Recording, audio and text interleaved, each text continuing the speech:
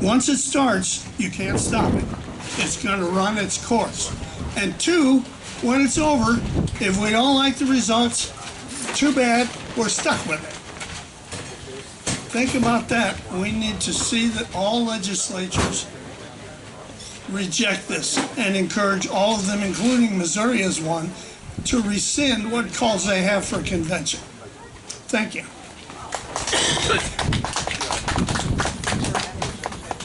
All right, real quick, what I got to say, I mean, with all that was just presented, if you see somebody that's wanting to talk you into CON, which is a convention, constitutional convention, walk away. It gives these people, in a nutshell, everything that you just said, it gives these people carte blanche, as he put it, to go in there and change the Constitution without any reputation. With anybody out here, just like the taxes, taxation without representation. They have, anybody can go in there and change the Constitution. They're not allowing for that. So, the next up is Tara, right? Tara with Moms for America. Go, girl! That's right, because I'm short too. I didn't know I was short until other people tell me. Well, I got Napoleon syndrome, so I just take on. Well, hi everyone. My name is Tara Neilson, and I am the Illinois State Liaison for Moms for America. They actually asked somebody to come in and speak for Moms for America, and the president is not available, and the vice president's not available, and the one who was supposed to come and speak is not available, so you get me. I discovered Moms for America on social media about a year ago when I was standing up against allowing children into drag shows. Like my sign says, don't drag our kids into it. I felt like I was all alone. No one else was standing against this. Family friendly, they said. Well, we know how that works out. At that time, I had connected with our executive support manager, Maria Wagner, and after talking with her, I knew this was the organization for me.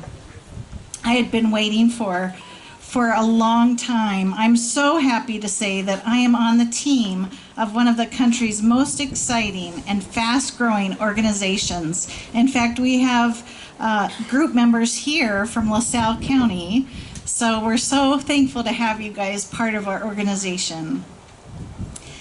I was going to show you a 3-minute video for Moms from America, but you can go onto YouTube and check that out yourself. It's called Restoring Patriotism. We are almost a 20-year-old national nonprofit organization, and we believe that liberty starts in the home. The values and virtues taught within the family will determine the values and virtues of the nation as a whole. At Moms for America, we have a threefold mission: to empower moms, to promote liberty, and to raise patriots. And I'll just highlight a few ways in which we do this. First, with empowering moms. We have all witnessed a lot of tyranny and government overreach since the pandemic. I know you guys all agree with me. And when it came to our children, well, that's where we said they crossed the line, the sacred line, right? Illinois was encouraging school districts to teach a new national sexual education standard to all the classes, even starting in kindergarten. They literally made pornography accessible to the kids. Yeah. Right. I helped put a spreadsheet together of all the school districts in Illinois to see which districts were courageous enough to opt out and which were weak and succumbed to our state's tyrannical leadership, so that parents could be informed and become educated of what their own school leadership was choosing to do.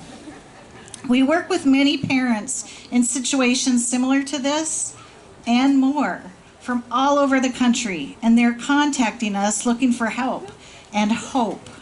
And that's exactly what Moms for America does through our resources. We can help you if you have children or know someone who has children pull them out of the school district and homeschool. We have homeschooling experts on our team, and she hosts our monthly webinars called Homeschool Mom to Mom.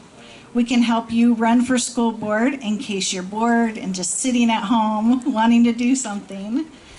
And after you're elected, we help train you. We have Dr. Kelly Coles is an expert and helps us with all of those things. If you witness something questionable in your school district or in your family's school district, let us know, and our Dr. Coles can assist you in developing a plan for what the next steps are. We also, in case you are bored, have a new program called the School Ambassador Program, and we need someone in every single district in the country to stand up for the children. We have an informative podcast hosted by our vice president. We cover topics that address what's happening in our culture today. Some examples of some of my favorite ones are vaccines in our food supply with attorney Tom Renz. That was very informative and eye-opening. School keeps gender secret from parents with January Littlejohn. A groomer came after her son with our very own Illinois mom, Michelle Peterson. Near fatal gender transition, what parents need to know with David Bacon. And ending discrimination in women's sports with Riley Gaines. We've also worked together with Kirk Cameron in his See You at the Library today. So I know a lot of my friends are doing that. These are just some ways that we help empower our moms. Now let's talk about promoting liberty.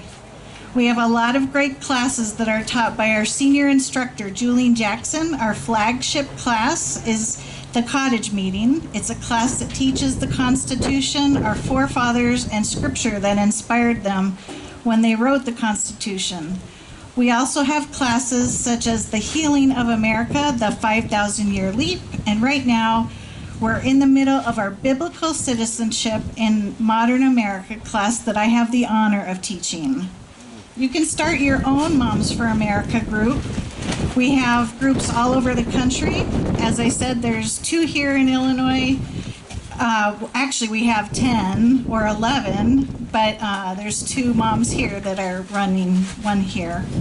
We are looking for this county, Rock County, and many other counties in Illinois. We have some that are actually in a parade today with all their purple shirts on. It's kind of be neat to see.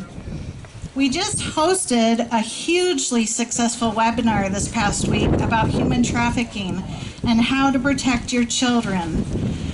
Moms for America, this is exciting to me, was very instrumental in helping a law get passed in Texas last month that we call the FCC Standards Bill.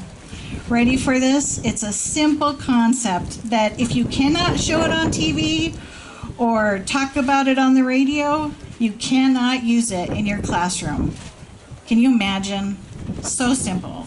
Well, it started in Tennessee and it did not pass in Tennessee, but it did pass in Texas. And I just found out it passed in Louisiana. They're just waiting on the governor to sign the bill. So, you know, I don't know how big of a deal it is that we can get that passed here in Illinois, but we're going to try. So we're going to keep going and asking and sending letters and making phone calls. There's actually a website on Moms for America that is a step-by-step guide on how people can introduce the bill in their state. Moms for America also has a 501c4 called Moms for America Action. Last year we developed a congressional report card. We graded all 535 members of Congress on the critical issues facing the mothers in America, and it was a huge success. This new 2024 congressional report card will give you the insight you need to make educated decisions when you head to the polls. So just go to momsforamerica.us to find out who to vote for. Also with Moms for America Action, we endorse candidates from school board to Congress. Candidates fill out a questionnaire and go through a vetting process with our endorsement experts. And finally, raising patriots. This one's my favorite. I still have children at home, and this is what we're doing. This past year, we launched the Liberty Kids Club. We use our kid-friendly version of the Cottage Meeting series. It's presented through a fun and engaging activities while teaching your children the principles of faith, family, and freedom. We hosted this class on Zoom, but this class can also be done in your homes while you're having your coffee or your tea with your friends. There's a curriculum right now online that is free and available to everyone. We have Liberty trips for you and your family to plan, over 1,000 different hidden adventures right in your backyard. At Moms for America, we are so passionate about education, equipping, and empowering our moms. And dads, I don't want to leave you out. You are so cherished. We can't do any that we do without you, without strong men in our lives, right? That's what we want, is strong men. We are here to help families build that strong foundation of faith, family, and freedom. So I encourage you to check out our website. It's momsforamerica.us, and take advantage of all our resources we offer. They're all free. Thank you, and thanks for having us here. Oh, and I just wanted to share that the drag shows that I fought against, we got so many canceled in our county. So there's a win. Thank you.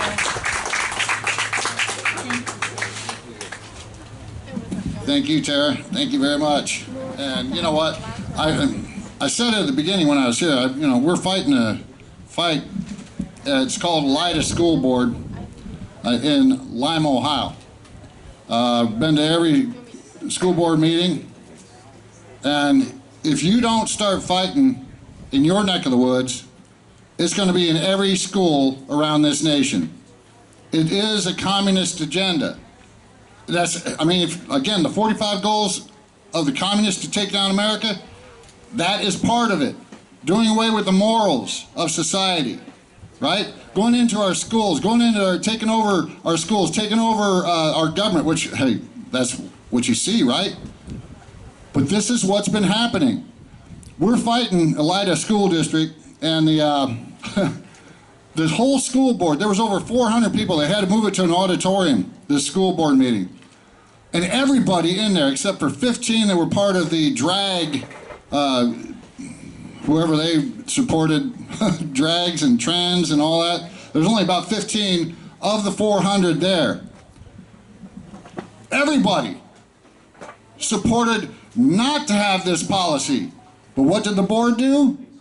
And they even said it to the local news, that they're in fear of losing money, or they're in fear of being sued. Well, damn it, you're going to get sued. You're going to get sued by everybody that's your constituent out here that you didn't go by. You've seen the mothers throughout this country standing up, speaking out, and getting involved against this crap.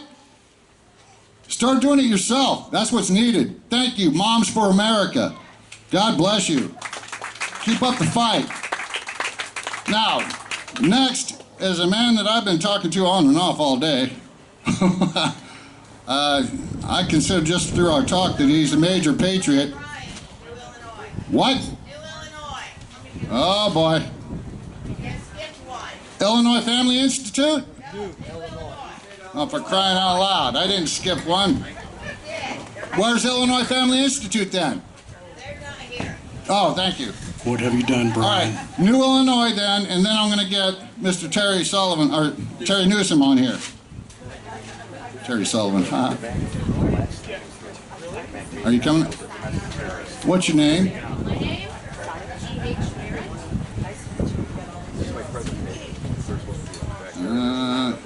G.H. Meritt. Sorry, New Illinois. I'll bring this down to your level, okay?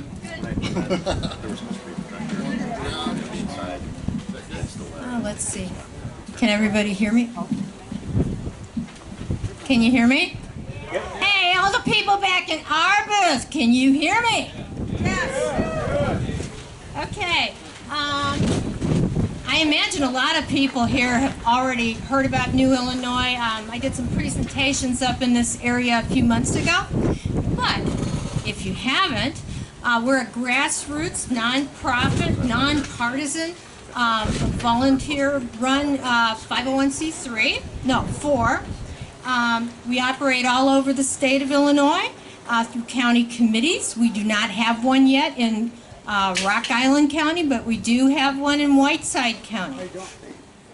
We've been operating since 2018. And so what are we doing? Our mission is to educate Illinoisans about their right under the U.S. Constitution to pursue the formation of a new state separate from the state of Illinois. We're not trying to kick Chicago out. I don't think that would be possible. We're trying to kick ourselves out to be the 51st state. We're following Article 4, Section 3 of the U.S. Constitution. And you might find this unbelievable, but this isn't about a red-blue divide. This is about an urban versus rural, small town, and suburban divide. We focus on 3 areas under that umbrella of forming a new state, and those are representative government, which we don't have unless you live in Cook County in the state of Illinois. We focus on government corruption, which we've got in spades, and we focus on the fiscal catastrophe in this state. So the Constitution guarantees us a Republican with a small r form of government. We've been cheated out of that. As far as corruption goes, Illinois is one of the top 3 states for corruption, and that's based on convictions for public corruption over the course of 40 years. As far as that financial cliff, I think the kind of information you're going to hear from our beloved governor is a bunch of horse hockey.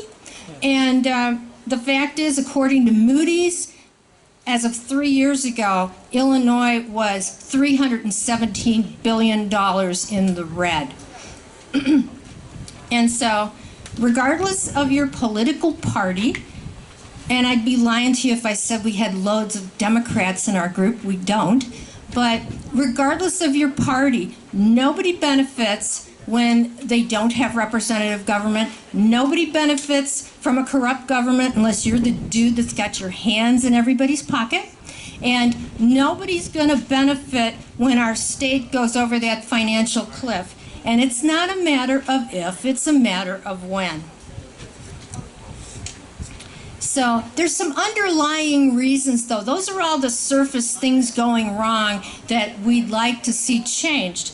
But the underlying reason is a Supreme Court ruling from 1964 called Reynolds v. Sims. And it had some like partner rulings as well, but this is just the one we talk about.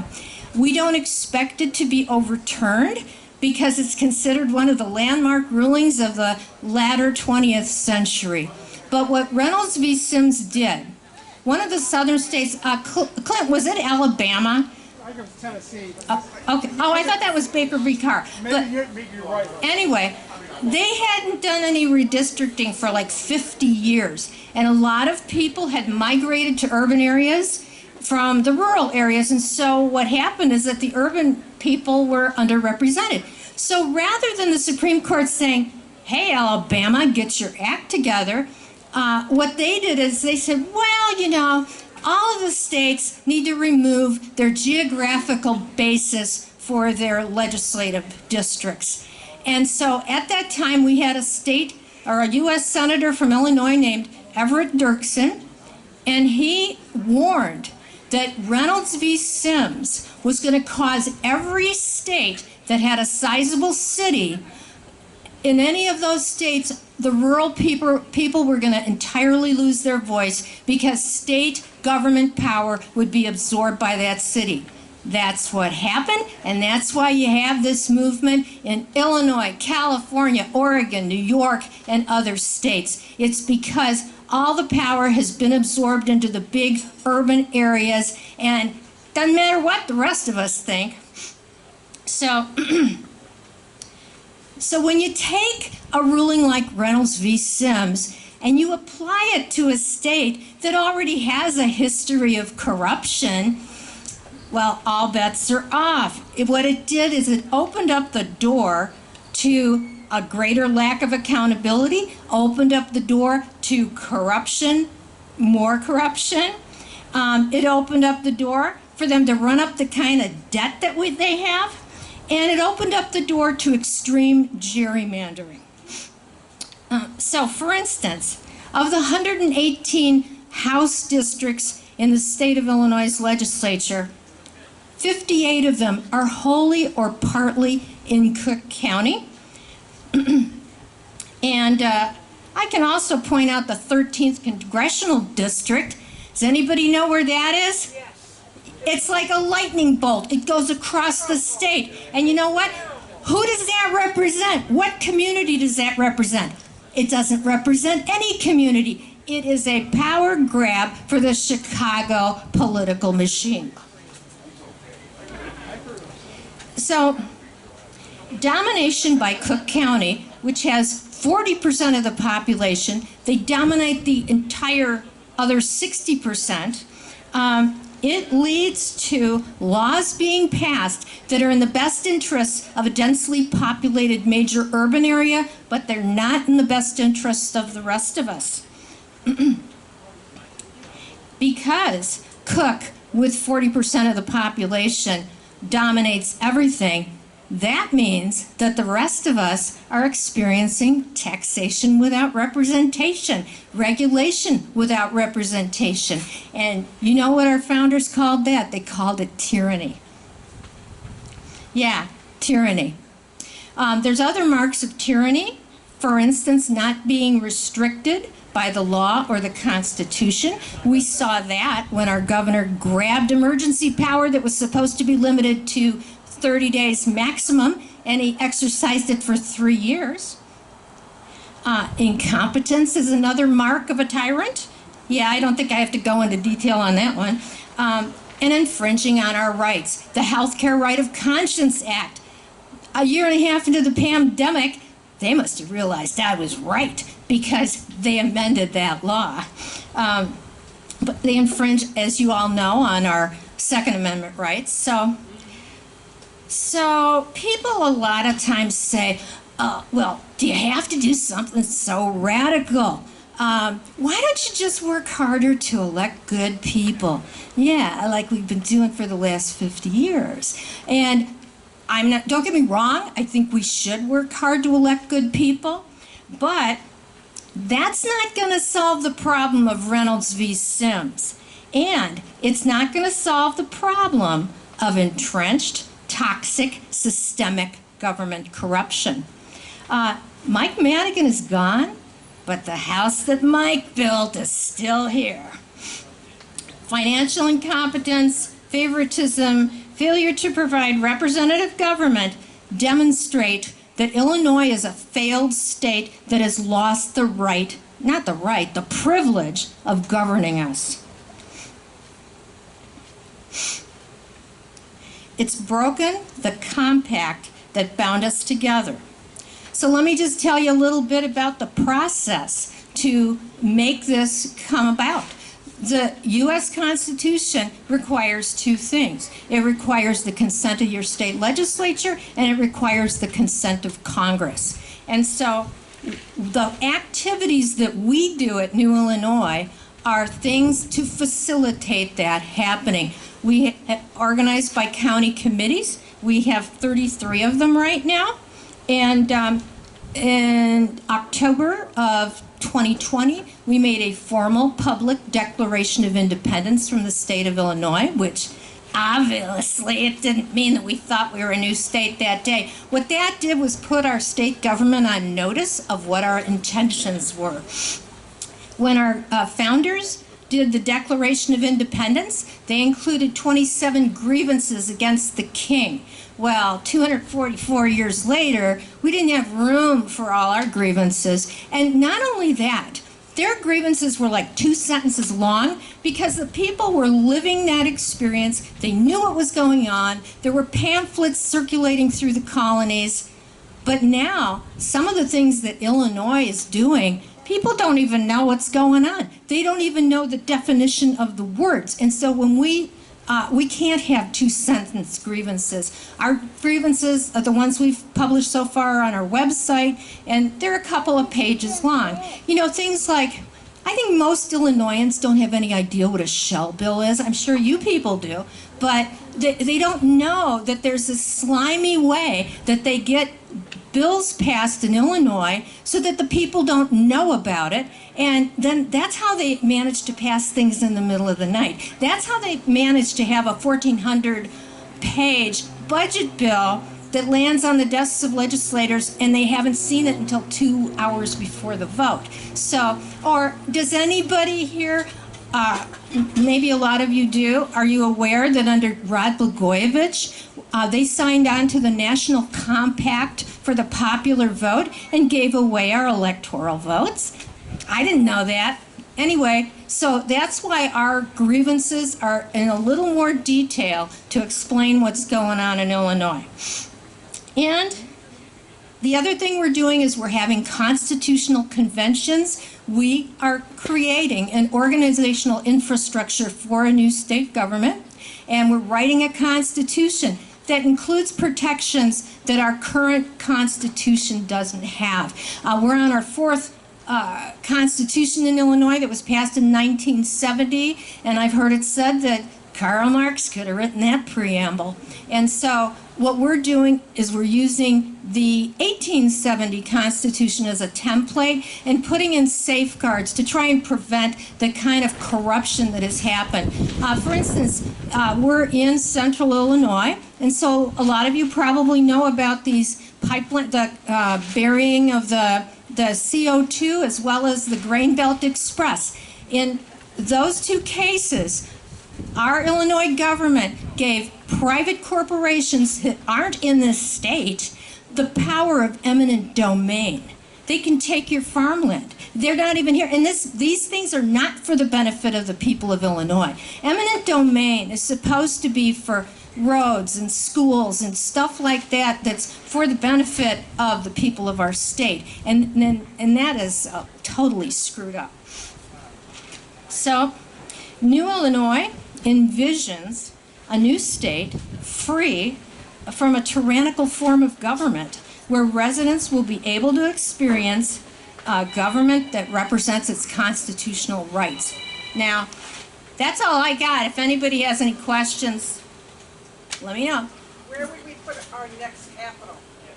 Well, I think Springfield has a branding problem, but it's for the people to decide. Yeah, well, I agree it's for the people to decide, but I just thought you might have some idea.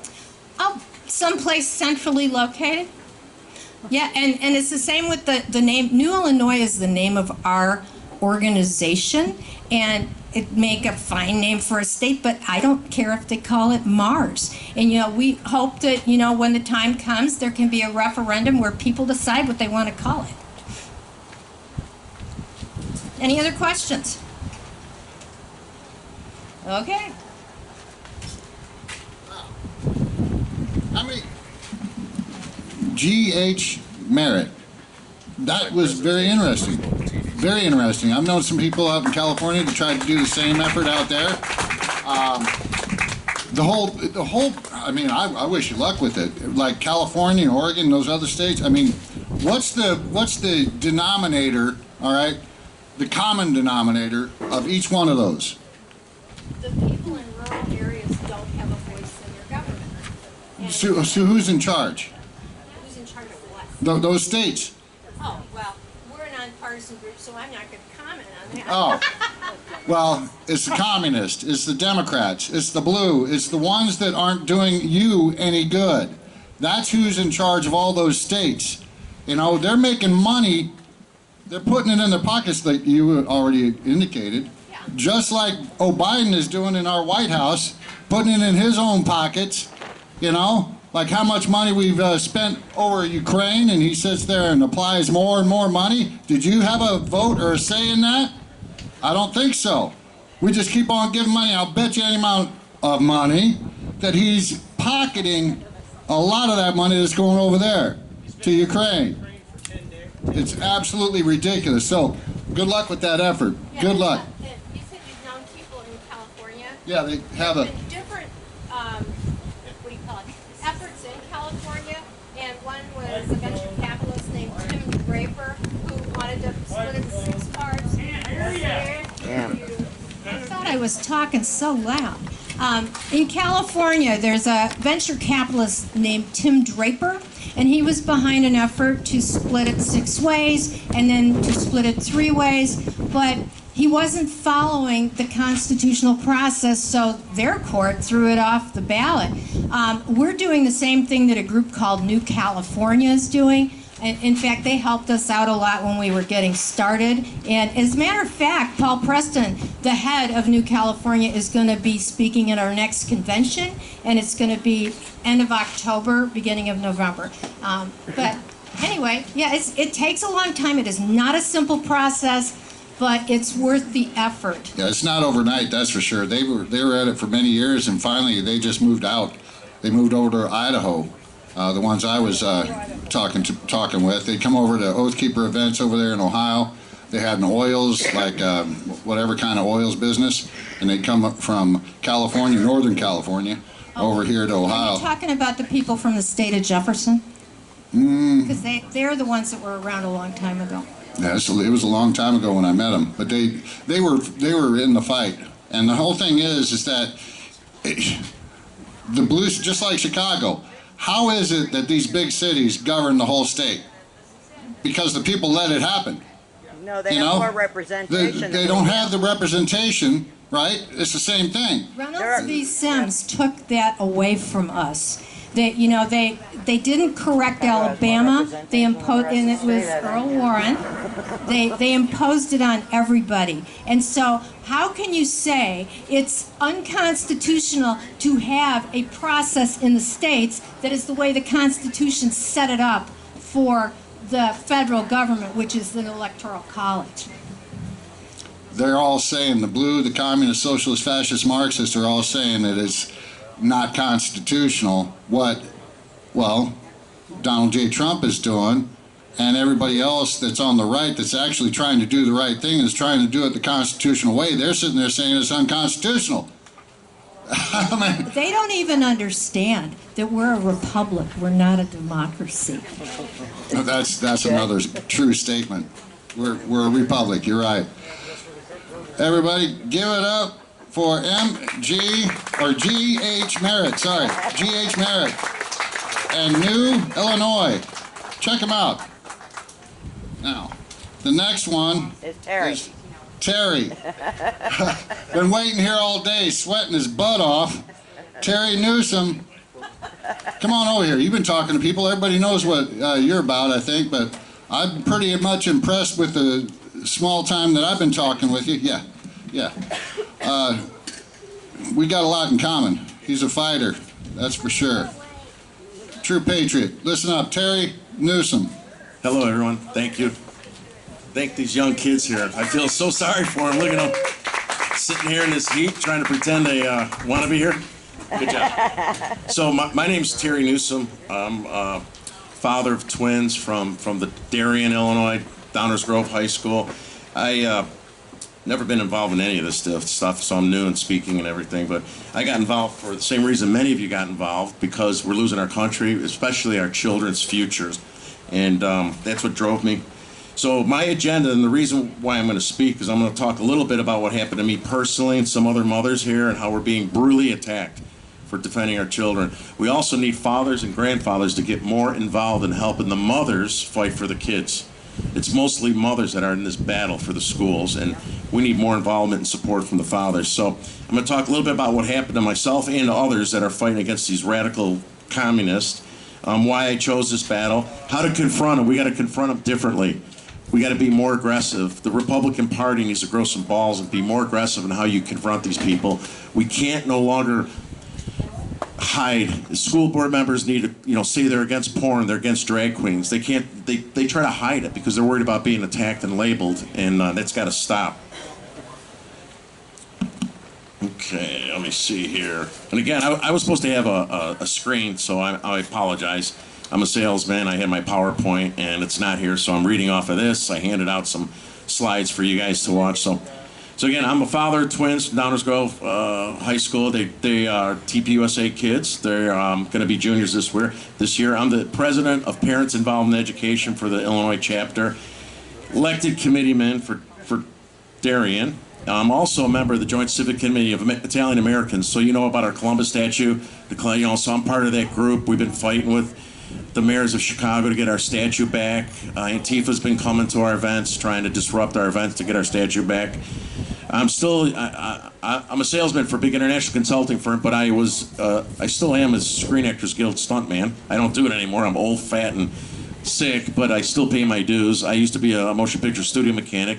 Why is that relevant? I was raised by an all Italian-American family in the southwest side of Chicago. My dad worked for the city. My uncle was president of Union. So I transitioned to becoming a Republican in 2013. Last year. Yes, thank you. and by the way, my name's Terry with a Y. If I feel like being a woman, sometimes I'm Terry with an I, just so you guys know that. So I proudly attended January 6th. I didn't go in, I didn't hurt anyone. I went there to see our president speak, and I went there to fight with Antifa and BLM with a retired SWAT team cop. And I'll talk a little bit about that. I am an ex-domestic terrorist. I was in a domestic terrorist watch list until, I don't know, about 2 months ago. I handed out my presentation, and in the back end there's a letter, Matt Gaetz. Nobody from Illinois would defend us, right? Matt Gaetz, Jim Jordan, Congressman Troy Niels, stuck up for me. Matt sent a letter to Garland, Ray, and Mayorkas demanding to know why I'm on the list. And as quick as I got put on that list, I was removed from the list. So I was in D.C. last month.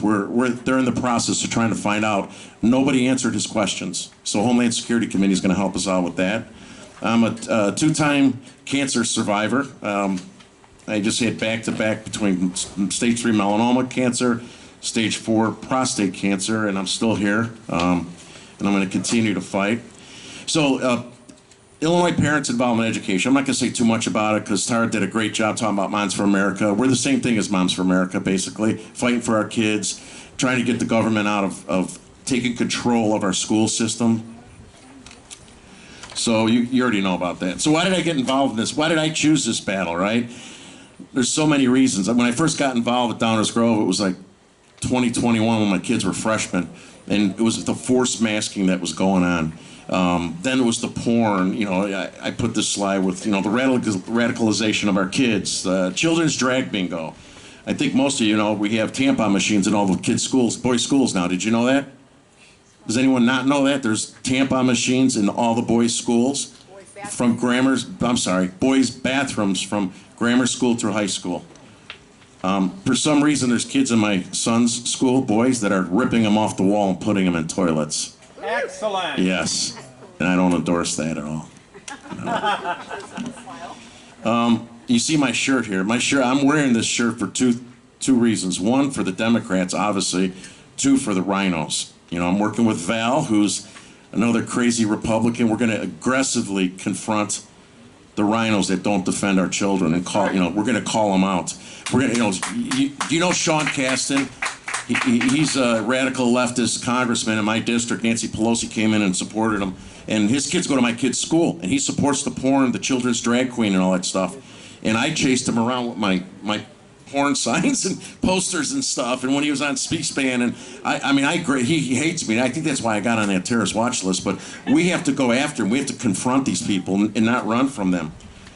The next slide is, not everyone has it. It's one of the main reasons I really got aggressive is genderqueer. The main poster that I don't have here because a mother used it for a library meeting is these oral sex images. That was just disgusting, and some of the wording we got little kids and young kids here. That would really motivate me. And when I got in this battle, I thought I'd have tons of people behind me. And the Republicans on our side, especially the fathers, are scared to get involved because they don't want to be labeled. They don't want to go at their job. Antifa's going after my job. They threatened to shoot me. I had 4 investigations with HR. I mean, that could be a whole story in itself. They show up at our rallies. I don't know if any of you were at Crystal Lake. We had the protesters out there and Antifa out there. I went out there myself and I confronted them because I knew one of those guys were out there tagging my work. And by the time I was done with him, he was yelling for the police. And I'm like, wait, you guys hate the police. Why are you yelling for the police to help you?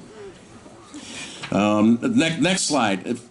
And I have some of these slides up here. You'll see this is anti-police rhetoric they're teaching our kids. This is a homework assignment that was in my kid's school. So they show the little African American kid. Why don't you walk a mile in my shoes with the cop in his SWAT team gear? They got a Hispanic getting a color chart by the police officers. Step out of the vehicle, place your hands on your head, with the color chart, a gun to his head. Another one, equal justice. Do you have a permit? They go up to the black guy.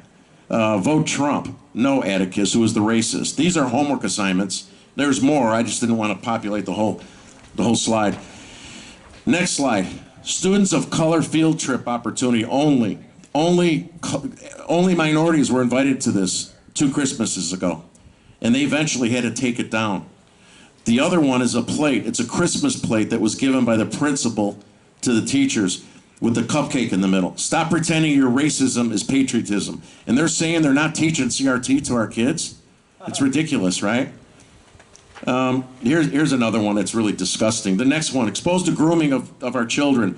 Downers Grove Methodist Church has a transgender pastor who had drag Santa and Dr. Claus, transgenders. And they had them in the parking lot of the church. So I went with a bunch of parents from D99 and a bunch of Proud Boys. Proud Boys are not racist, homophobic. They're not violent unless you come to our events, and then they defend people that they're supporting. So we went there. I was dressed up as Bad Santa. It was way of masking, so I had the Santa mask on. I had a mask with the beard and a cigar. And HBO was there filming. It was a special that was out last year, and they had the Proud Boys and parents. We didn't confront the kids. We didn't yell at the kids. What we did was we called them out. We called out the producers from HBO and the parents. If a child believes in an imaginary Santa Claus, it's going to bring them gifts, right? And, right, kids? When you believed in Santa, you didn't think about what Santa's sex was or if he's going to sleep with a boy or girl. And I told those guys, I go, you're doing this to groom the kids. You're doing this to put our faces in it. This has nothing to do with being a transgender kid. The same thing is that they say you don't have these oral sex books in the kids' schools, that they could commit suicide. They don't feel included. So when I push back to them, I'm like, are you reducing these gay kids to being sexual animals that if they don't see a BJ book, they might not feel welcome in the school? What about the heterosexual kids? I mean, I got boy-girl twins. Another thing I said, I go, it's not up to you to teach my son how to receive oral sex, and it's not up to you to teach my daughter how to give it. So why does it, because it's gay privilege, that you could put porn in there and say those kids need porn or they're going to kill themselves? That's absurd. Right on. Yeah. That's right. Crazy. Right on. So here, the next slide, I got to show them their hypocrisy. Here's me dressed up as Santa. Those are my signs, Save Santa sign. There's a bunch of pictures. I didn't have them. The parents held them. They were on the other side. I attended a school board meeting when I first got into this, and we have a lot of Rhino Republicans in my area. Right. And the superintendent would treat these parents with disrespect. He'd look at them with disdain. They wouldn't, And so I wore this shirt that said "F your mask," and I sat right in front of them. And then the picture on the right there is they have the camera, and I walked in front of the camera like I was lost, so everyone could see all the liberals from Downers Grove. They went nuts. Oh, that's vulgar, Even when some of the Republicans came out to me, and I didn't even know them at the time, now we're allies, and they said, I appreciate if you don't wear that shirt, it's vulgar. I go, vulgar? Look at the oral sex books they're giving our kids. There's stuff I can't even tell you. That's vulgar. Forcing our kids to wear a mask. These guys are our enemies. We gotta give them zero respect. They don't deserve. We're at war with these people. They're not our adversaries. They're our enemies. They're enemies of our kids. They're enemies of the future of our country. And we got to step up. Not everyone has to go and get nutty like me and Val and be cocky and get in front of them. But we need more people like that. We need people to stand up for what you believe is right. Oh, here the next slide is our Italian Unity Day for the Columbus statue. It was the 1-year anniversary after the police officers. There was 120 of them that were beat up at Grant Park. You guys remember that? And so Antifa came. In the middle picture is Antifa came. And I had 60 of my Proud Boy buddies come because they said they were going to come and stab the tires of the buses and beat up the racist Parmesan-eating Italians. And we're racist, right? I mean, I really don't care what they think. But we showed up and there was like 60 police there as well, and the police had to save them from us, you know. The next page, and I had so many. I just want to show you what's going on, you know. So the next page is these top left. Black Lives Matter showed up at an Open Illinois event that we had at the Daly Center, and they were in this car across the street. We kind of surrounded the perimeter, and this guy has a camera and he's taking telephoto lens, taking pictures of the parents and everyone's faces. I confronted them till they left. This other guy was an Antifa guy. That was at the Charlie Kirk event that I spoke at. This other mother, the bottom right, I had my children with me before a board meeting. She gets out of the car and starts filming my children and the posters while we're waiting. And then I confronted her in the South Side Italian way. And then when the police came, she wanted me arrested. So these are just some of the crazy things.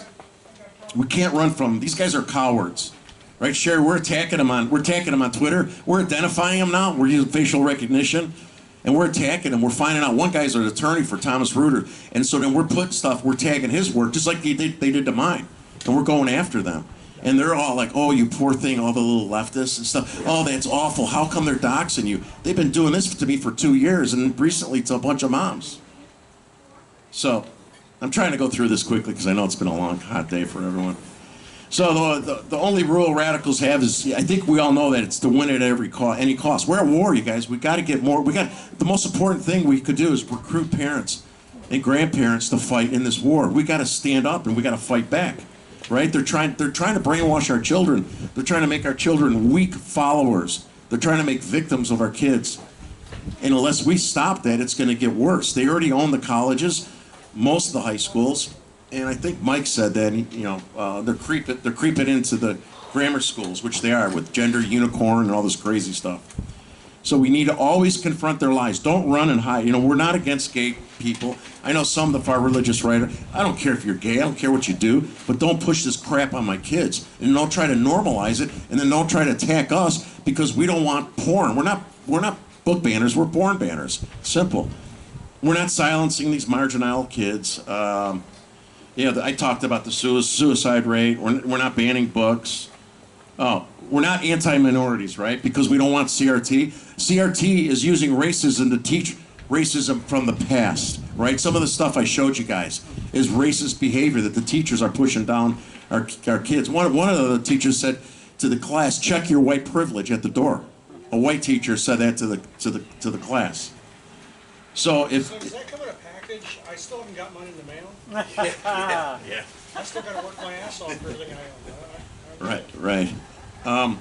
So if I don't know if any of you know Christopher Adamo, I'm talking about him coming up to Chicago in the fall. Rules for Defeating Radicals. It's a counter to Saul Alinsky, and this is some of the stuff I pulled out of his book. The truth can thoroughly devastate even the most elaborate construct of leftist lies. We got to call them out, right? So here's some examples of me calling them out. This woman, Wendy Catton, Sherry knows Wendy Catton. She's a leftist from Skokie, and she's talking about how she lied about Charlie Kirk. There was a ton of people there. She posts this stuff. I stopped attacking her because then I get counterattacked on my job. So it's like, it's not worth it. But she just lies, and they got the FU finger, you know, hate has no home here. These people are just radical leftist scumbags. Here's a great example. So we had 2 appeals for genderqueer, and I was one of the main parents with another parent. And they said that we're only going after LGBTQ books. We're not, but it just happens to be that the porn is in the LGBTQ books. And so I sent this before we had this appeal, the whole country, I've been in all the different newspapers and stuff, so the country knew about it. It was like national news, right? I sent the principal this email, and I said, in preparation for next week's meeting, can you please identify any or all heterosexual books in D99 that show unacceptable pornographic image? At Monday's board meetings, the students seem to believe that our issues is with homosexuality, which is totally untrue. We want all pornographic removed. His response, Mr. Newsome, next week's meeting will be about the reconsideration of the book Genderqueer. We will not be discussing anything else in that meeting. So they make it about LGBT. Then they use it against me. Then the whole neighborhood, they're saying I'm going after gay kids, and it's not true. This material's not in it. Here's Hank Thiel. He's another scumbag. He's my superintendent. I don't believe the book Genderqueer falls under the legal definition of pornography. He said the author's intent is not to stimulate and arouse, and I can't read the stuff because clearly it is, right? And then I asked in my appeal, I asked the librarians who are responsible for putting the books in the library. I said, "Can you guys define pornography for me?" And these two librarians, who I said were their experts, they looked at each other and go, "Oh, can we get back to you?" I go, "Get back to me. The whole country knows we're meeting about pornography. You're the librarian. You decide what's porn or not, and you're going to get back to me? That's the problem." Okay, here. Oh, this one's a good one. Sean Caston. I brutally went after that guy, man. And I'm going to do it again with Val for his candidates. I'm going to pummel him. So I made my own personal yard signs. You know, they had their yard signs, and I had the oral sex nasty pictures on the yard signs, and it said, "Sean Caston supports porn." And I put them in front of the polling places and around Downers Grove. They went nuts. And then I was invited to debate some PhD guy from Penn America who wrote the study on book banners, which is us, right? We're porn banners, right? 2,500 books were attempted to be banned. So they called me, WTTW, PBS, very liberal, and I sent them the genderqueer pictures. I said, and I got this, that's the email response from the producer, right? I said, "Can you show these, during our debate to the audience?" Here's the producer. "Yes, but not the X-rated one." Well, I mean, you guys are the one that's telling me it's not porn, and so is your guest. And why can't we show that to our kids if you expect us to read it, Let's see here. Expose them on social media. I talked about that a little bit. This other whack job that attacks us, she said, "This isn't assigned curriculum for any grade level. In context of the sexual scenes are not salacious, so it's not pornography. Having the book available for teens is not a problem, but putting the pictures on a sign in your yard, as I stated in my tweet, is." I put the same yard signs in my yard. I want people to see it, because I don't know how, if you don't see it, you don't believe it, because we can't show it on TV. So it's up to us as parents to show that stuff. I know it's uncomfortable, right? It's kind of nasty, but if they don't see it, they're not going to know, right? So they'll, you people in your neighborhood, might think of, Republicans. They'll think, "Oh yeah, Joe Blow, he doesn't like gay kids." No, it's not. We don't like porn, and we got to show them. And if we don't show them, they don't know. These communists are winning. Oh yeah, here's my close-up of F Your Mask one. It's one of my favorites there. To Hank Thiel. I think. I'm sorry, I'm trying to fly through this. I think we're done. Oh, yes, sorry. Southern Poverty Law Center wrote 5 pages on me. What the hell was that? They wrote 5 pages on me, a hit piece. Democratic flag. Yeah. And, I used to be a Democrat. They're getting confused, I think. So, in the hit piece, anyone know who Alex Stein is, the comedian? Yeah. So, I got a picture with him. They put that on one page. Forgiato Blow, Christian rapper. That's what they used to kind of discredit me. The picture in the middle, I was at Mount Prospect, for any of you from the neighborhood, when the police had the thin blue line badge, and we were there to support them. I was there with a police officer. The Proud Boys were there next to us, and so I'm taking a picture. You see, I'm making fun. I'm 60 years old doing the OK sign. It's not racist. They said it's racist, and I was joking. And you see me laughing. So they put that in there. They sent it to my work, my Twitter, saying I'm flashing a white supremacist sign, which is just absurd. Let me see. Okay, 2 slides. Rules for defeating radicals. I'll just read a couple of them, right? And we got to remember this, and we got to get this guy into Illinois. Never apologize unless a wrong has been done. Never. The Republicans are just weasels. Never engage with leftist leaders or activists for the purpose of persuading them. If you're still a Democrat now, you're nuts. I don't talk to my cousins that are Democrats. I don't want nothing to do with them. They're part of. I don't care if they're just stupid and they're a Democrat or they're purposeful a Democrat. The outcome's the same. They're ruining America and the kids' future. They're my enemy. Never accept leftist definition of what's good versus evil.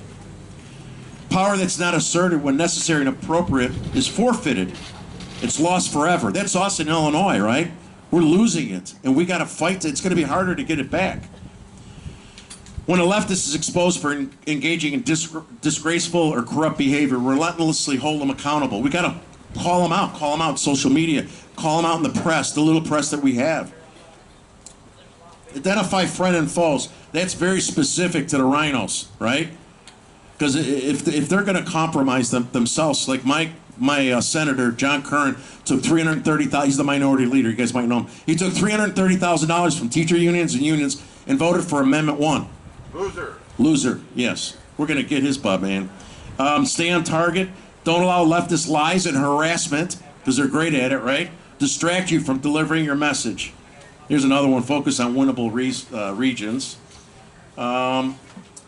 Let's see here. Too many on the right are unwilling to call out liberal hypocrisy, which leaves a lopsided playing field. That's so true for us in Illinois. It'll only work on those who allow it. That's like someone saying that they were taken advantage or scammed. Well, that's your own fault, man. You let somebody scam you, and that's what's happening. We're letting them take our state and country away from us. It's an absolute certainty that at some point leftist efforts will completely fail. No cancer has ever outlived its host. That's us again. So my closing statements, right? Never forget who we're fighting for. People are here for some different reasons, but at the end of the day, at least me personally, is that we're here fighting for our children, our grandchildren, and our country, and we're going to lose it. We're at a war. We're in a war. Most people don't realize that we're in a war. We got to tell them that, and we're losing the war. So please get involved. That's it. Thank you. Oh, yes, sir. Jerry, I have a remark to make on this. I'm just curious. This is a pretty quaint-sized audience. How many of you are aware of what Terry's talking about just in the schools alone? Raise your hand if you're aware of this. So, 2 years ago is when the tampon machine happened in the boys' bathroom, right? And it wasn't that big of a deal, so we just kind of let that slide. That was like the gateway, right, to what else is coming. So I'm strongly cautioning you to, if ever you're going to get into this, now is really the time to step forward and to stake your claim, okay? You don't need to fight with anybody. You don't need to track anybody on social media or do anything that you're not comfortable with. But you have to show up, because there are some laws that passed, not this year, but last year, okay? The residual of SB 818 is the sex ed mandate in Illinois, and that was only tried in one state besides Illinois, and that is the birth child of Planned Parenthood, okay? They didn't have a successful effort in putting that through because we were able to vote school district by school district, and the majority of districts opted out of it, okay? They rewrote that law and it passed. There's 400 laws that recently passed. That is one of them. The second thing that passed alongside that is the mandatory comprehensive kindergarten, all-day kindergarten. Now that is interesting to me, and if there's any lawmakers here today, I hope you find me, because I need to speak to you. Because in Illinois, we have the strongest homeschooling laws in the entire country. That is our stronghold, and we have huge lobbyists that are going to bat and holding this fort down for us. But they're not going to hold it out for long. I'm going to tell you, the walls are closing in. And we don't get awake and do something about it. So the bottom line here is that we need to what? Stand up, speak out, and get involved. Sorry to interrupt. People don't know. We People don't know how to do a that. couple other speakers here. Please find me. I understand Hold on, that. that's Please fine. find me on Facebook. And I am the mass connector throughout the state. I'm in 9 different counties. My name is Sherry Tucci. You can find me on Facebook and other social medias. But I have a card if you would like. I would like to connect you. Pass out your cards. In your area. Sorry. No, Pass out your cards. I'm all for what you were saying. I want to say one thing before bringing up Mr. Spivack. What you were talking about, all right, now I told you a little bit about us going down to Columbus, where they were having a trans book reading at a church in Columbus, Ohio. So myself and a couple other patriots went down there. I'm 2 hours away, right?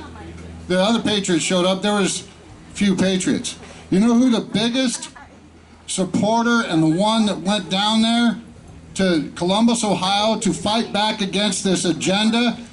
Well, on the left was Black Lives Matter, Antifa, and the trans group. They were all together on the other side of the street. The only ones besides us few patriots that went there from Ohio were Proud Boys from 11 different states. That's the only reason why that place was canceled. You cannot tell me I've had Proud Boys on my broadcast. A Proud Boy from Michigan actually came from Chicago area. He's a black guy. He's a veteran. They aren't white supremacists. We've got to get our heads out of the ass, of our collective ass, and start standing up, speaking out, and getting involved. Period. Otherwise, they are going to win. We are at war, and they are going to win if we don't start standing up, speaking out, and getting involved. That's what's necessary. Now, Mr. Loren Spivack. Well, thank you guys for having me. I speak to conservative groups all over the United States on a wide variety of topics, more or less related to free market economics. I try to help people understand the logic of how things work. Does that make sense? So, for example, if you were to shut down the entire economy over a stupid virus, and then print $6 trillion out of thin air and hand it out to people in exchange for not working, you get inflation. I'm not sure how shocked you were, but you probably should not have been. If you hire people based on race and gender and not competence, that's not only grossly unfair, but if you keep it up, you will end up inevitably with Kamala Harris. So I was going to give a talk today, which I've done in a few places. It's called Why We Fight, Understanding the Modern Left. I try to explain why the modern left tends to be on all sides of all issues at the same time. I think they're about something very different than they seem to be about, and I have a talk about it. But I have been a public speaker for 13 years now, and I've developed a razor-sharp instinct for when a meeting has ended. And this one ended about 3 hours ago. So I am going to save this for another day. I will be the keynote speaker at the Illinois Federated Republican Women's State Convention on October 20th and 21st in Peoria. I think it's the Holiday Inn, I think. If you want to come, I promise I will give the same talk there that I was going to give here. And what I'm going to do in just a couple minutes, because I think the best thing I can do for you guys is let you home early, I want to tell you really quickly about the books I write, and we'll leave it at that. Years ago, my friends said you should write a book, and I did, and it was the wrong book. Everyone thought I was going to write a 500-page tome about economics, but I had an epiphany that people don't read 500-page tomes about economics. If you write something fun and funny and accessible, you reach far more people. So my first book, The New Democrat, is a parody history of the Obama years done as the Cat in the Hat. Can I assume everyone's read The Cat in the Hat? It's like Cat shows up uninvited at this middle-class American home. What's he do when he gets inside?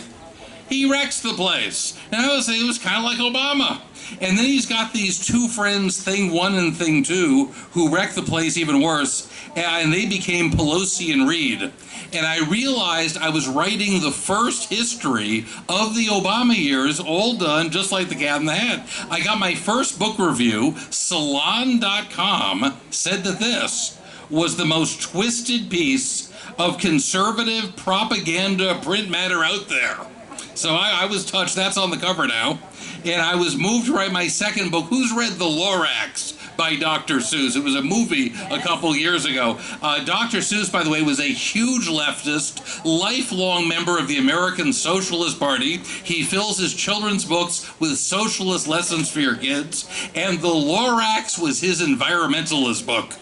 It's about an evil capitalist called the Onceler, who cuts down trees and makes consumer goods. And we are taught that that is bad, bad, bad. He drives the trees to extinction. He wipes them out till they're extinct, there's no more trees, and his factory promptly goes out of business because there's no more trees. And I read this to my kids, and I said, does that make sense to you? Do you think that capitalists destroy species that their business depends on? Do you think that Colonel Sanders is going to drive the chicken to extinction? Who's worried about that? Is Colonel Sanders going to throw every last chicken into the fryer and then they'll be extinct and we'll never see another chicken again? I think it's exactly the opposite. I think Colonel Sanders cares more about the survival of the chicken species than anybody on the planet, including the chickens. He's got billions wrapped up in this. There are going to be more chickens as long as Colonel Sanders has anything to say about it. And I'll tell you something else. There are more chickens alive in the world today than ever before in history. Do you know why? It's because we like to eat them. That's why. The greatest thing that ever happens to a species is that human beings like to eat you. This is like winning the species lottery. Chickens, cows, wheat, corn, potatoes. Pick your species. We clear billions of acres just for you. We keep the predators away. We feed you. You get sick. We bring in doctors for you. What other species gets that? Now, in the end, we kill you and eat you. But that was going to happen anyhow. What do you think happens in the wild? So this was a book that very much needed to be parodied. Mine is called The Gorax because it stars Al Gore as the Lorax character. And it's about how America used to be free and prosperous. And we were prosperous because we were free. And then the environmentalist wackos came along and step by step, regulation by regulation, started driving everybody out of business. The Wizard of Iz is obviously a parody of The Wizard of Oz. My first thought was that Bill Clinton made a really great wizard because, as you recall, the original wizard is a fake. He's a charlatan, all smoke. I thought Clinton fit perfectly. When they first meet him in my book, they say, "Are you the Wizard of Iz?" He says, "It all depends on your definition of Iz." Hillary is the Wicked Witch. Oh, do you remember the Cowardly Lion? I replaced him with a Cowardly Rhino. Ooh. Who suspects the Democrats are wrong, but he's too scared to do anything about it. He's looking for some courage to do something useful. And it's a nice story. It starts when Dorothy's house lands on Obama, and she finds herself in the land of the free lunchkins who've been living off the government for so long they've forgotten how to take care of themselves.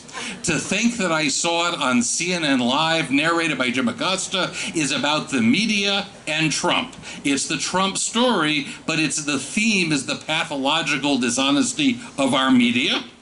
Motley Click is an interesting book. It's like Moby Dick, so it's like a seafaring book. It's about this ship full of social justice warriors, and they hire for diversity, so they very carefully have put together a crew with one of everybody. There's a black guy, Jewish guy, Muslim, Asian, gay, Mexican woman, transgender, Indian, lesbian. And they're all out hunting for the great white racist.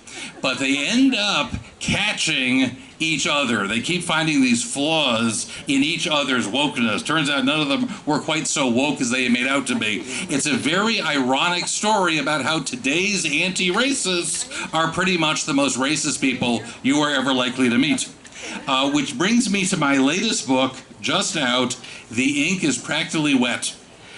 Camelot, with a K, is about the 2020 election and the Biden administration, done as the King Arthur story, with Biden as a kind of senile King Arthur. It's also my first musical, which is to say it's written like a musical play and the various characters break into song throughout. Nancy Pelosi sings a song I wrote called Speaker of the House, which is to the tune of Master of the House from Les Mis. This is where half the room gets it and half the room is like, what's Les Mis? Hunter Biden sings If Daddy Were a Big Shot, which is to the tune of If I Were a Rich Man from Fiddler on the Roof. And Dr. Fauci sings I Am the Very Model of a Scientific Scientist, which is to the tune of I Am the Very Model of a Modern Major General from Gilbert and Sullivan. So anyhow, they are fun, unique gifts for like conservative people, if you know any. I brought some with me over here if you'd like to get a book or a set. There's a thought that always comes to me in the month of August, which is it's none too early to start one's Christmas shopping. Doesn't that thought always come into your head in August? So anyhow, somebody on your Christmas list would like them. And you can get your shopping started early. They'll enjoy them because they're not available in stores, nor will they ever be available in stores, let me say. And it helps me do what I do, which is travel around the country and share these thoughts with nice folks like yourself. So if you'd like to check them out, that would be great. If you'd like to hear my talk, Peoria on 20th/21st of October, and thank you so much.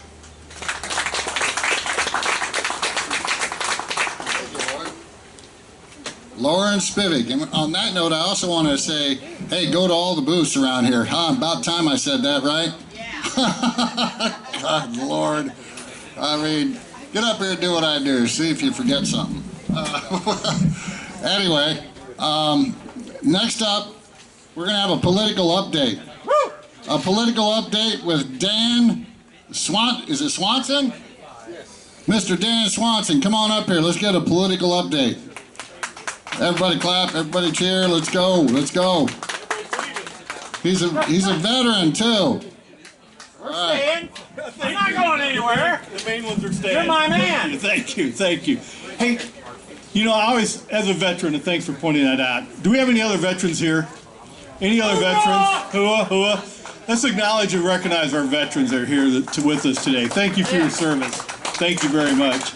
It's always it was an honor of mine to serve 27.5 years in the Army, and it's an honor. Today I was at a parade in Roseville. Whenever I'm in a parade, the first group I go talk to are the veterans who are leading the parade, those Legion members, VFW members, to tell them thank you, and I get a picture of them and say, here, we're starting a parade, let's go. Yeah. So it's always an honor. So what's going on in Springfield? Nothing good right now is going on in Springfield because all that garbage that the majority party passed, the governor's signing now. And as we talked about all-day kindergarten, or talked about the kindergarten issue, an issue that I serve as House Minority Spokesperson on the elementary secondary ed policy and curriculum, and I spoke that to death in committee. I spoke against it on the House floor, and you know, because of the dollars and because who better knows how to educate our kids in some building full of teachers? You know, that's what we're all about. And I believe I passed legislation this year that allows FFA and 4-H students to go to show their livestock or show their products and get credit for school days, because that's where kids don't always learn in the classroom. They learn as much outside the classroom. So let's go on with the political update. So on the political update, like I said, we're not in session. We don't go back to session until the last week of October, first week of December, and what's veto session. So far, I think the governor has vetoed at least one bill, and the sponsors of that bill asked him to veto it because it was written so terrible. It was one of those bills that was put together in the middle of the night. They didn't read it themselves. They just said, we'll pass it and then we'll fix it later. Well, that doesn't happen. It went to the governor, so he vetoed it in its entirety, so we'll be talking about that veto session. And also he's threatening to veto a bill that Ameren has brought forward with a no contract clause. Ameren wants to build some more power lines, and with a no contract bid, Ameren knows what they need to do, but the governor's going to veto it because they said it needs to go out on bids. Well, bidding may get expensive, and Ameren once again have to raise their rates because it's going to get expensive. But you know, this past legislative cycle, we had a lot of ugly stuff that came out of it, of course, particularly on the education side. And just to tag on to the sex education stuff, when people call me about that, what I encourage them to do is go to that school board meeting, and when you get your 2 to 3 minutes of fame to speak, just open up the book and start reading the book. And when they tell you to shut up, well, I'm just trying to educate you. Sounds like a good idea. I mean, you're trying to educate my children, so I want to educate you. Yeah. Well, you can't read that stuff in here. Well, it's what being taught to my kids, why not? So just an approach that I've encouraged people to do. Don't get confrontational, just sit down and start reading right out of the book. And it'll kind of wake them up to some things. You know, as far as we've got the governor, the same governor that we tried to get rid of a couple years ago. I say he was successful doing three things. One, he divided our churches. We go to church today and the congregation isn't what it used to be because he's divided our churches. He's divided our communities. Look at our communities, how divided they are on our whatever level you look at, whether it's the parks, whether you look at the government. And the third thing is he's divided our families. And that's who hasn't been in an argument with a family member over the vaccine. Right. Or somebody walks in your house with a mask on. Take that damn mask off. You know, so I mean, if you want to give him credit for something, those are three things I'd give him credit for. But I've got to be very quick here, so I just want to end with a couple quotes. Two of my most favorite presidents who I admire and I respect. When I talk to veterans, I like to ask them, if you could talk to someone, if you could sit down and have a cup of coffee with someone, who would you want to sit down with? Abe Lincoln. So let's hear what Abe had to say. Abe Lincoln said, "Sir, my concern is not whether God is on our side. My greatest concern is to be on God's side, for God is always right." Amen. Abe Lincoln, how smart. And that's not off the internet. That's a true fact. Yeah. And then one last one. I'm going to jump in here and say Ronald Reagan, okay? So humor me. Ronald Reagan.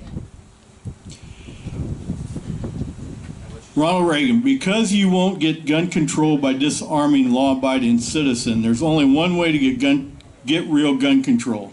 Disarm the thugs and the criminals. Lock them up. And if you don't actually throw away the key, at least lose it for a long time. There you go. Right?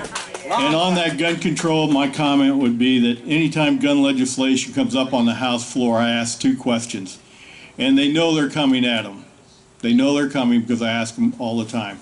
My first question is, will this legislation prevent illegal gun sales on the streets of Chicago? Well, I mean, no. It's a yes or no question. You don't need to explain yourself of why this is such terrible gun legislation. Yes or no? I get a no answer. My second question, will this gun legislation prevent attorneys and judges and lawyers from plea bargaining out a gun charge used in a crime? And most every time it's a no. And to me, those are the things we have to go after. Don't go after my gun. I'm a law-abiding citizen.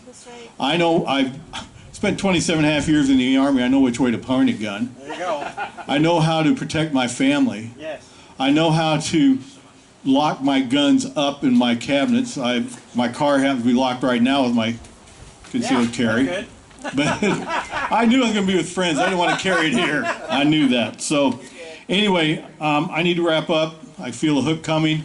Yes, Arlene? One question on the Sure. CO2 pipeline. What's the buzz about Springfield? Is there anything? Because Chris and I have been doing a whole lot of research on it. It's like, holy moly, what they're planning on doing. Yeah, you know, I kept asking about that this spring session. I had the navigator lady, and I asked her, I said, first, are you going to use eminent domain? She said, well, no. I said, okay, I'm a farmer. I kind of understand what farm ground is like. I said, you're going through this farm, you come to an 80-acre field, and that farmer says no. The farmer on the other side of that 80-acre field says yes. Are you going to go around that 80, or are you going to do eminent domain? Well, we're going to do eminent domain. So you just lied to me. This conversation's over. You just lied. How can I trust another word that comes out of your mouth? Because that's what's going to be used. The second thing is, I said, I want to follow the money. Tell me where this money's coming from. No, the money's coming from the federal government, coming out of BlackRock Financial. That's who the. But it's the federal government who's investing in this, and it's with Biden's big $1 billion. But think of this: the real reason why we're doing this is to allow companies that are polluting to be able to buy the carbons to put back in the back to capture the carbons. So it's giving them an opportunity to just buy their way out of what they're doing to affect the environment. CO2 carbon. I mean, I've got so many farms that's going through. I get so many farms. All these meetings you're having. I mean, they're great and stuff, but I'm a big no already. I've educated myself. I've talked with Colonel from Williamsfield. I can't think of his name right now. Marine Colonel, he's the one who's leading a lot of the charge on this. But no, Not Larry Capish. no, yeah. That's him out of Williamsfield. Yeah, Okay. yeah. So I mean, he's the smartest guy I know about this stuff, right? Texas. Still here in Illinois? No, he moved to Texas. Did he move? Well, I mean, the last conversations we've had, he was here in Williamsfield. But anyway, I'm dead set against this CO2 carbon stuff. It's not needed. When you look at the money, it's just money exchanging hands and rich people to rich people to rich people. The farmer's not going to benefit. The ethanol plants are not going to benefit. The only benefactors are going to be Navigator, Black Rock, and the other pipeline I heard, Wolf. They're the ones that are going to benefit. Because when I asked to follow the money, it did not go back to the farming industry. It went back to the developers and stuff. I got a, excuse me, quick question.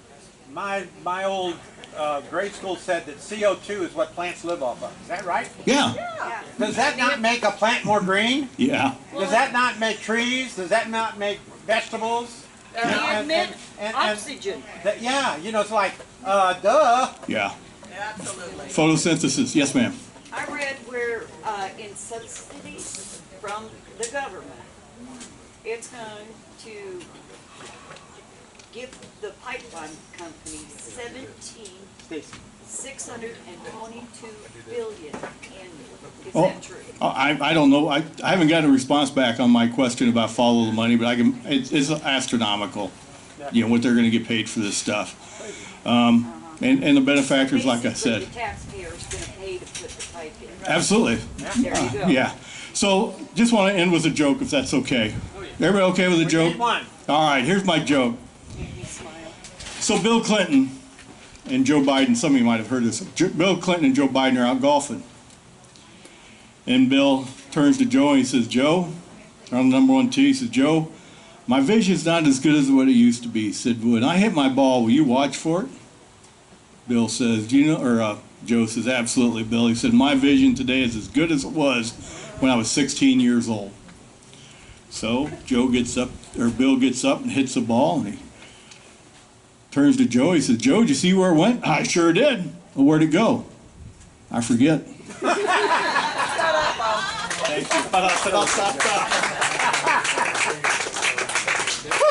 Representative Dan Swanson.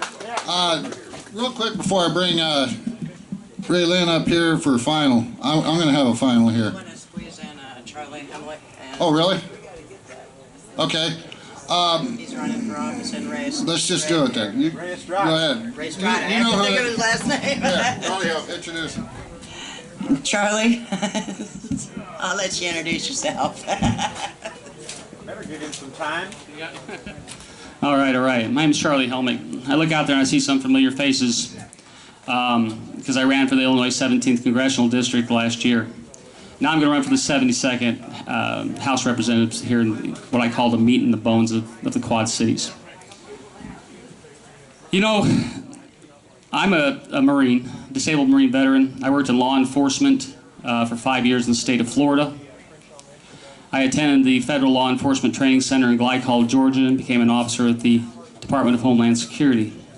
Currently, I'm an insurance agent. I can't turn my television on without seeing something that J.B. Pritzker does. Now, I'm an insurance agent, like I said. I just got a memo from Country Financial that has just informed me that we are going to be putting a surcharge on your insurance policies. Every single one of them. It's hard enough to sell insurance in the state of Illinois. On a daily basis, I write people from Illinois into Iowa. I write accounts from Illinois into Missouri. I write them from Illinois into Wisconsin on a daily basis. And now I've got to tell them that they're getting a $3 surcharge on their insurance policies, every single one.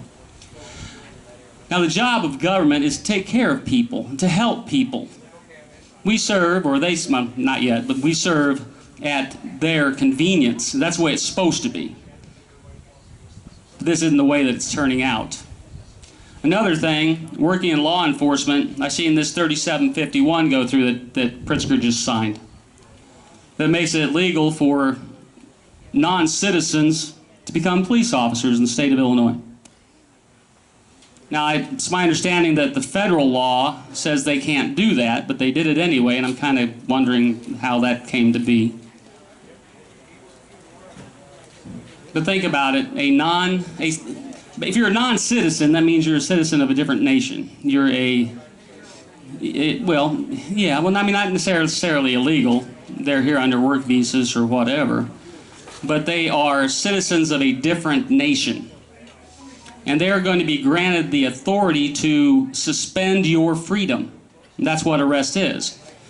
They put cuffs on you, they suspend your freedom. So a non-citizen of this country, a foreign national, is going to be allowed to handcuff you and take you to jail. I don't believe that's right. Something else is this SAFE-T Act. Something else that rubs me wrong. It's all an act. Well, no, you talk to people about these things and they have no idea what you're talking about. They don't know what 3751 was. They didn't know. All they see is a little snippet on the news that says that they're going to allow these people to become police officers. And all the great, what word is that they use? Diversity and inclusion and how this is going to help neighborhoods and stuff. Well, I don't think it's right. We have to work against that type of thing. Now I have a whole platform. I spent 4 years working on a health care plan that I want to try to work into the state of Illinois.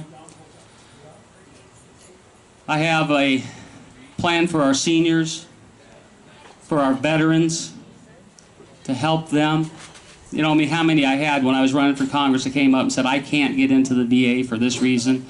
I myself am a disabled Marine veteran, and I had a problem in March, I think it was.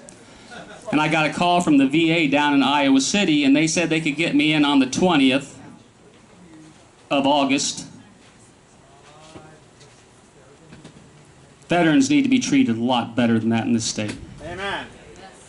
We need people to be educated on what's happening down in Springfield on a daily basis. If they're going to sign a law, if they're going to make foreign nationals cops, you need to know about it. There needs to be a town hall meeting. Your representative, and that's what you're running for. It's the people is the job, not the party. The people, they need to be educated on what's going on, so they can tell you, their representative, what they want. It's not about party, it's about people. And if you'll support me in this upcoming election, that's exactly what you'll get. I have big banners at home that say people before party. And I mean it.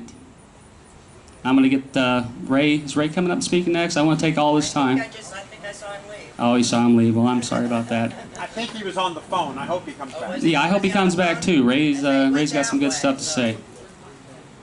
But I'll turn this over to whoever's next. I want to thank you. I look forward to your support. Yo, Charlie! Those you get the one with the bent corners. Those are mine. Thank you, Charlie. Stands for the 50-50. Let's hear it. Let's see here. I wanted to share something with you guys earlier as basically my closing. We'll wait for Ray to get back here. You heard me talk about communism all during the day because I've been talking about it forever because we had a communist president that came from right here in Illinois named Barack Hussein O'Bastard. And I covered him in the radio station that I was with. We were all in a group talk, like Skype talk together. And they go, Brian, what are you going to talk about tomorrow? Obama? And they started laughing because that's all I talked about. All the crimes, all the treason, everything that guy presented while he was in our White House, squatting in our White House ineligibly, illegally. And now we got another one that's doing the same thing, taking our money, forecasting this whole country the way that the communists want it. Okay? And the people of this country have to get the bigger, broader picture. And I'm going to read a couple things here, and I've presented this to you already. January 10th of 1963, it was written into our congressional hearing. You can look it up. the 45 goals of the communists to take down America in the book of The Naked Communist by Cleon Skousen. Again, Congressional Record, January 10th, 1963. We've been talking about it, about the kids. We've been talking about it, about the CRT. We've been talking about it, about the inclusion, the equity, you know, all that crap that they're trying to push on each and every one of us. Number 25, break down cultural standards of morality by promoting pornography, right? By promoting pornography and obscenity in books, magazines, motion pictures, radio, and TV.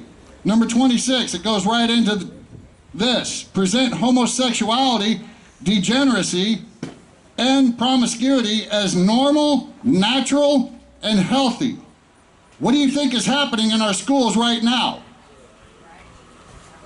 Okay? You look at these goals. He talked about going against the parents, basically, putting the kids against the parents. I know a guy in Columbus.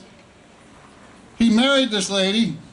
She has a biracial kid. Okay?